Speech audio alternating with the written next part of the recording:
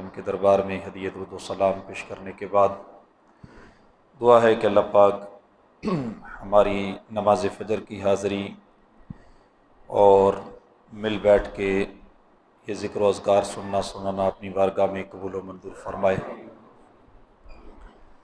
نبی پاک صلی اللہ تعالیٰ علیہ وسلم کے طفیل اللہ پاک نے ماہ رمضان کی بہاریں نصیب فرمائی۔ اللہ کرے کہ اگلا ماہ رمضان اس سے بھی زیادہ برکتوں والا ملے۔ اللہ پاک ہم سب کو زندگی اور صحت عطا فرمائے۔ نبی کریم صلی اللہ تعالیٰ علیہ وآلہ وسلم کی امت پر اللہ پاک کا بڑا کرم ہے۔ جو بندہ بھی اللہ کی بارگاہ میں کسی بھی وقت آ کے معافی کا طلبگار ہو، اللہ پاک اسے معاف فرما دیتا ہے۔ لیکن بعض موقع ایسے ہوتے ہیں اور بعض جگہیں ایسی ہوتی ہیں کہ جہاں پہ بیٹھ کے اور جن موقعوں میں اللہ کی بارگاہ سے اگر مانگا جائے تو اللہ پاک جلدی عطا فرما دیتا ہے۔ یہ ماہ رمضان کی گھڑیاں بھی کچھ ایسی ہیں کہ ان گھڑیوں میں اگر اللہ پاک سے مانگا جائے تو جلدی ملتا ہے، اور طلب سے بڑھ کے تو اللہ پاک عطا فرما ہی رہا ہے۔ تو اللہ نے اپنے پیارے محبوب صلی اللہ تعالیٰ علیہ وسلم کی امت کے لیے ایک بہترین وقت جو مانگنے کا رکھا ہے وہ یہ ہے کہ ماہ رمضان میں پھر مخصوص اوقات میں سے جو وقت دیا گیا وہ یہ ہے کہ سورج غروب ہونے سے لے کے سحری تک اللہ کے فرشتے یہ آوازیں دیتے ہیں کہ ہے کوئی مانگنے والا، ہے کوئی سوال کرنے والا کہ اسے دیا جائے، ہے کوئی صحت مانگنے والا کہ اسے صحت دی جائے۔ تو اپنی پریشانیاں، اپنے دکھ، اپنے درد اللہ کی بارگاہ میں بیان کرنے کا یہ بہترین موقع ہوتا ہے۔ جس طرح ماہ رمضان میں اللہ پاک ہمارے لیے نیکیوں میں آسانی پیدا کر دیتا ہے، مسجدوں میں آپ دیکھتے ہیں کہ رش ہوتا ہے، لوگ عبادت کی طرف زیادہ آتے ہیں، گناہوں سے بچنے کی کوشش کرتے ہیں۔ اللہ کرے کہ ہمارا مستقل نمازی بننے کا ذہن بن جائے۔ پکا نمازی ہوتا ہے نا، وہ لوگ کہتے ہیں نا کہ پہلے مسجدیں کچی تھیں اور نمازی پکے تھے، اور آج کل مسجدیں پکی ہیں اور نمازی کچے ہیں۔ یعنی ماہ رمضان میں کیفیت مسجدوں کی کچھ اور ہے اور رمضان کے بعد کیفیت بدل جاتی ہے۔ حالانکہ جس طرح نماز رمضان میں فرض ہے اس طرح رمضان کے بعد بھی فرض ہے۔ اور اللہ رب العزت نے قرآن مجید میں 28واں پارہ سورہ مدثر میں ایک واقعہ بیان کیا ہے۔ یہ وہ واقعہ ہے کہ جو بھی ہونے والا ہے، ہوا نہیں، جو ہوگا وہ اللہ پاک نے بیان کیا۔ ہوگا کیا کہ جب جنتی جنت میں چلے جائیں گے اور جہنمی جہنم میں چلے جائیں گے۔ یہ سورہ مدثر کے اندر اللہ پاک نے بیان فرمایا کہ جنتی جنت سے سر نکالیں گے اور جہنمیوں کا جب مشاہدہ کریں گے، دیکھیں گے، تو یہ جہنمیوں سے کلام کریں گے، ان کی آپس میں گفتگو ہوگی، اور ان کی جو آپس کی گفتگو ہے اس کو اللہ پاک نے قرآن مجید میں ذکر فرمایا ہے۔ فی جنات یتساءلون عن المجرمین، جنتی لوگ جہنمیوں سے پوچھیں گے کہ اے جہنمیوں تم جہنم میں کیوں گئے؟ ما سلککم فی سقر، جہنم میں تمہیں کس چیز نے پہنچایا؟ یہ پہچانیں گے کہ اپنے ساتھ اٹھنے بیٹھنے والے، چلنے پھرنے والے، پھر یہ جہنم میں چلے گئے، ہم جنت میں آ گئے۔ جنتی اپنا سر نکال کے جہنمیوں سے کہیں گے کہ تم جہنم میں کیوں چلے گئے، کون سی چیز تمہیں جہنم میں لے کے گئی؟ تو جہنمی ان کے 4 جواب دیں گے جو اللہ پاک نے سورہ مدثر میں بیان فرمائے ہیں۔ پہلا جواب جہنمیوں کا جو ہوگا وہ سنیے۔ وہ پہلا جواب جنتیوں کو یہ دیں گے، سوال کیا تھا کہ تمہیں جہنم میں کس چیز نے پہنچایا، کون سا کام کر کے تم جہنم میں پہنچے ہو؟ تو جہنمی کہیں گے کہ قالوا لم نک من المصلین، ہمارا جرم یہ تھا کہ ہم نماز نہیں پڑھتے تھے۔ بے نمازی ہونا اتنا بڑا جرم ہے کہ جہنم میں جا کے بندے کو حق الیقین ہو جائے گا۔ ایک ہوتا ہے عین الیقین، بندہ کسی چیز کو دور سے دیکھے اور دیکھ کر سمجھے کہ یہ ہے، لیکن حق الیقین ہوتا ہے کہ کسی چیز کو ہاتھ میں پکڑ کے، مشاہدہ کر کے، آنکھوں کے سامنے دیکھ کر پھر کہے کہ ہے۔ یہ جہنمیوں کا حق الیقین بول رہا ہے۔ دنیا کے اندر میں اور آپ جو بیان کر رہے ہیں کہ بے نمازی جہنم میں چلا جائے گا، یہ حق الیقین نہیں ہے۔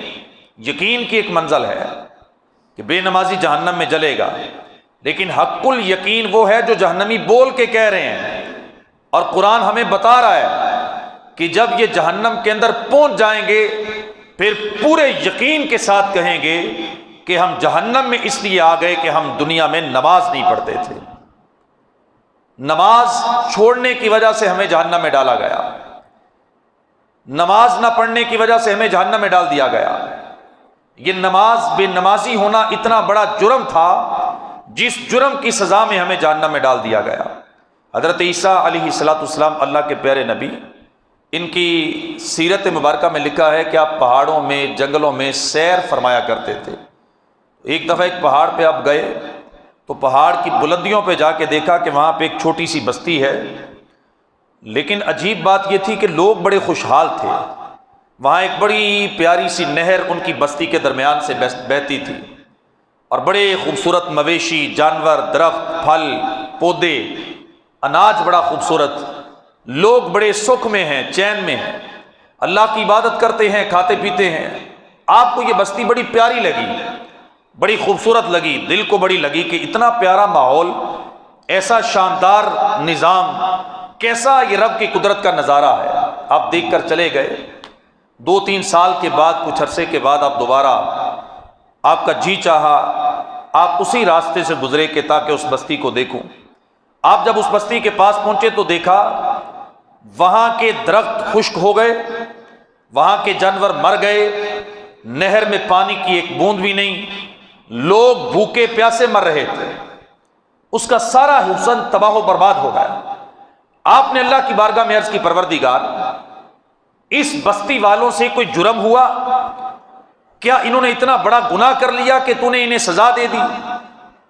ان کے ساتھ تیرا یہ فیصلہ، اس کی حکمت کیا ہے؟ کیا انہوں نے تیری عبادت کرنا چھوڑ دی؟ کیا انہوں نے حرام کام کرنا شروع کر دیے؟ کیا انہوں نے تیری عبادت کرنا چھوڑ دی، یا انہوں نے وہ راستہ ہی چھوڑ دیا جس راستے پہ تو نے چلایا تھا؟ تو جواب آیا کہ انہوں نے عبادت کرنا نہیں چھوڑی، انہوں نے اپنی زندگی کا طریقہ نہیں بدلا۔ دراصل اس بستی کے پاس سے ایک ایسے انسان کا گزر ہوا جو بے نمازی تھا، نماز نہیں پڑھتا تھا۔ اس بے نمازی نے ان کی نہر سے اپنا منہ دھویا، اس کے منہ سے لگنے والے قطرے جب اس پانی میں گرے، ان قطروں کی نحوست کی وجہ سے میں نے ساری بستی کو برباد کر دیا۔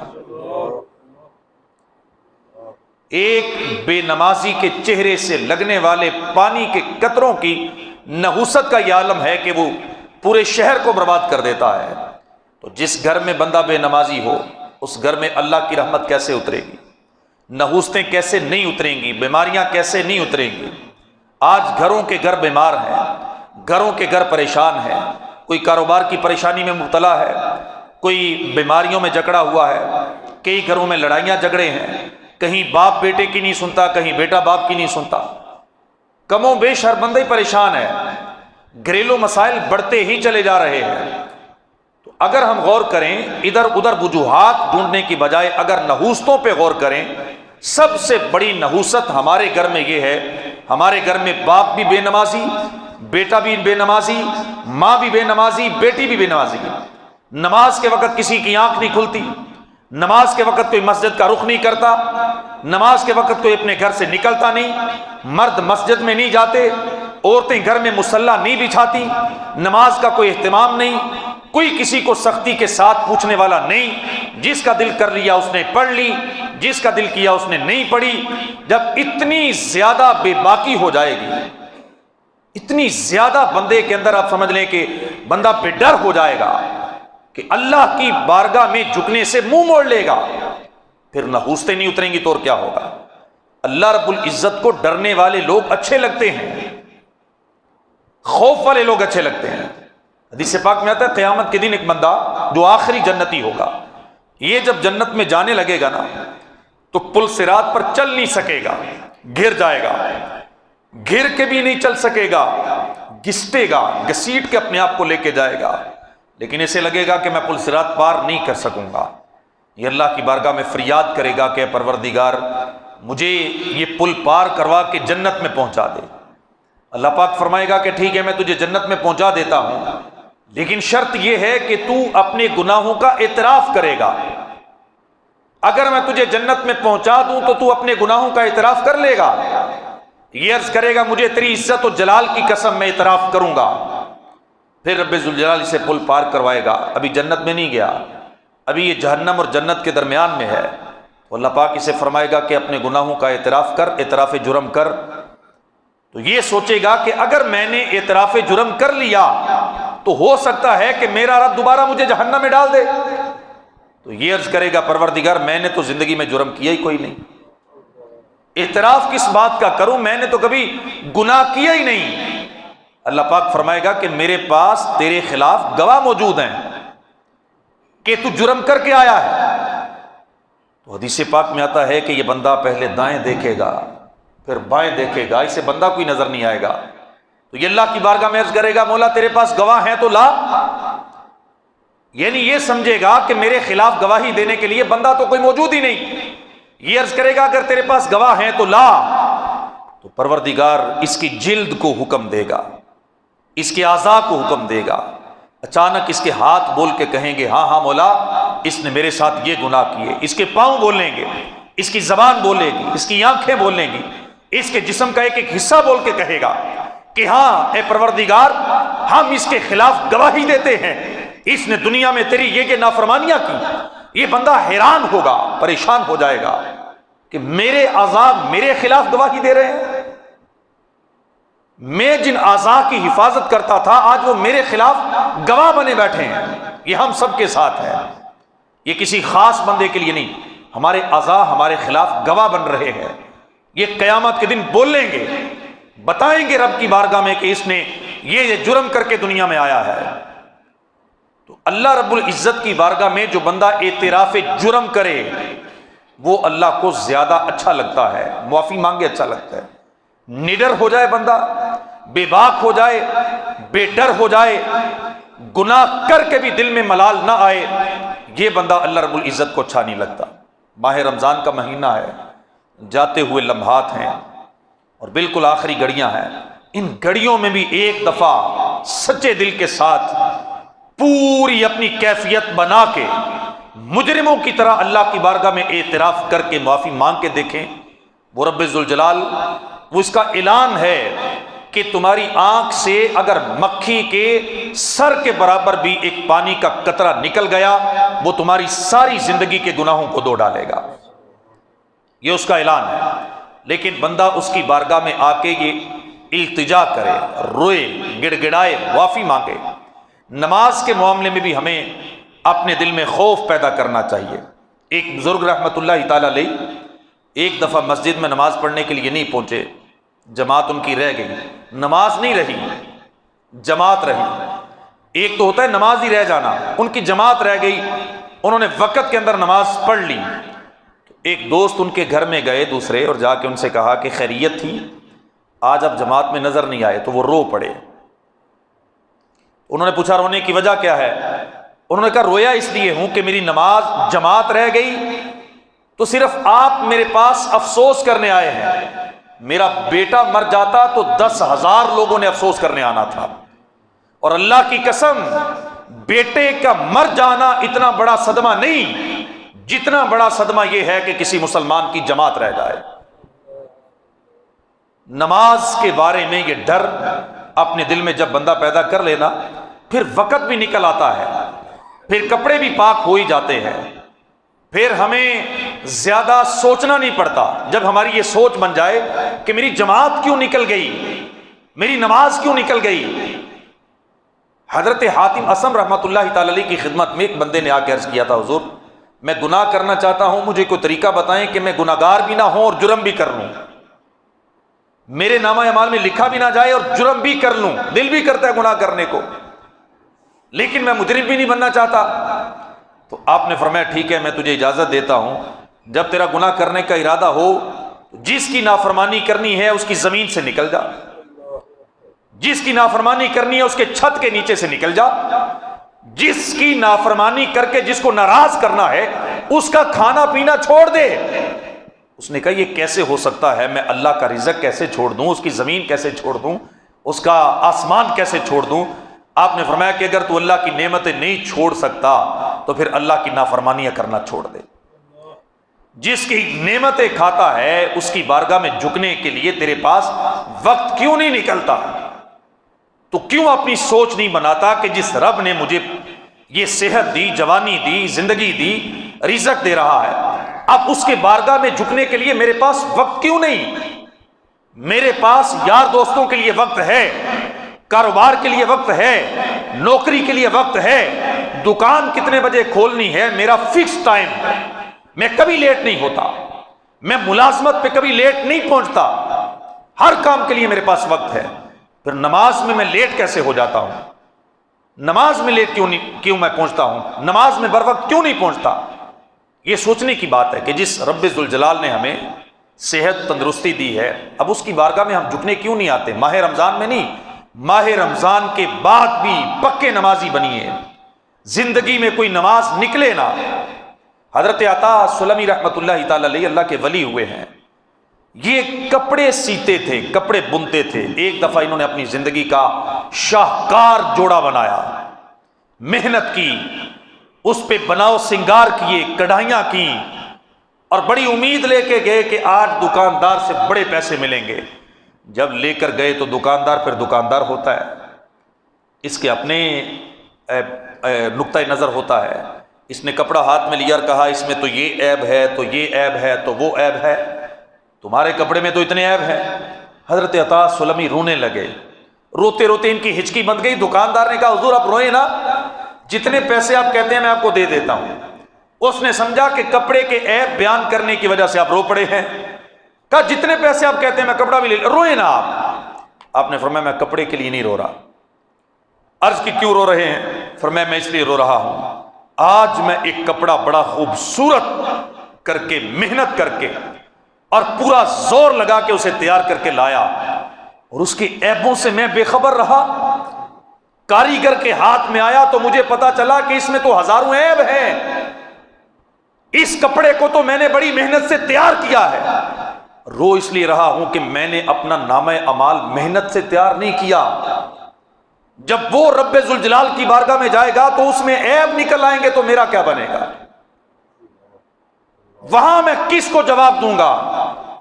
وہاں میں کیسے جواب دوں گا اللہ کی بارگاہ میں اگر میرا نامہ اعمال میں اللہ پاک نے کہہ دیا جا تیری نمازیں قبول نہیں ہیں، ان میں یہ عیب تھا، تیرے روزے قبول نہیں، ان میں یہ عیب تھا، میں کس کو جا کے کہوں گا کہ میرے عیب درست کرے؟ یہ سوچ اپنے اندر پیدا کریں، عمل اللہ کی رضا کے لیے کریں، اور اللہ کی بارگاہ میں دعا کریں کہ یا اللہ ہمارے عمل کو جیسا بھی ہے اپنی بارگاہ میں قبول فرما۔ نماز کے لیے ہی میں نے گفتگو کی ہے، ایک ہی جواب جہنمیوں کا میں نے عرض کیا، قرآن مجید کی آیت سے اسی پر عرض کیا ہے کہ ماہ رمضان میں ماشاءاللہ جس طرح آپ نماز پڑھتے ہیں، رمضان کے بعد بھی اپنے آپ کو پکا نمازی بنائیں، نماز کی محبت اپنے دل میں پیدا کریں۔ بزرگ فرماتے ہیں بے نمازی کو قرضہ نہ دو، لیکن ہم کیا کریں؟ واسطہ ہی بے نمازیوں سے پڑتا ہے، ہم خود نماز کے اتنے شوقین نہیں ہیں، ماحول ایسا ہے، اب کاروبار کرنا ہے، قرضہ لینا دینا تو چلتا رہے گا۔ بزرگ فرماتے ہیں بے نمازی کو قرضہ نہ دو۔ پوچھا گیا کیوں؟ تو فرماتے ہیں اس نے اللہ کے ساتھ وعدہ کر کے پورا نہیں کیا، یہ تیرے ساتھ کیسے پورا کرے گا؟ یہ اللہ کے ساتھ وعدہ کر کے آیا تھا کہ پروردگار تو میرا رب ہے، میں تیری عبادت کروں گا۔ جس بندے نے اللہ کے ساتھ وعدہ پورا نہیں کیا وہ دنیا کے ساتھ کیا وعدے پورے کرے گا؟ اس کو آپ ایماندار کہیں گے؟ اس کو آپ سچا کہیں گے؟ جو بے نمازی ہے، بے نمازی بندے کو، یہ تو دور اب بدلتے گئے، بے نمازی بندے کو فقہائے کرام مسلمانوں کے قبرستان میں دفن ہی نہیں کرنے دیتے تھے کہ یہ اس قابل ہی نہیں کہ اسے مسلمانوں کے قبرستان میں دفن کیا جائے جو بندہ نماز نہیں پڑھتا۔ نماز اللہ رب العزت کی محبت بڑھاتی ہے، نماز نبی کریم صلی اللہ تعالی وسلم نے فرمایا کہ بندے کو گناہوں سے بچاتی ہے۔ ایک صحابی رضی اللہ تعالیٰ عنہ کا ذکر حضور کی بارگاہ میں کیا گیا، حضور یہ گناہ کرتے ہیں، کوئی جرم ان کا بیان کیا گیا، اللہ کے نبی نے فرمایا انہیں مسجد میں آنے جانے دو، یہ نماز ان کا گناہ چھڑوا دے گی۔ اور صحابہ کہتے ہیں ہم نے دیکھا چند ہی دنوں کے بعد اس بندے نے وہ گناہ چھوڑ دیا۔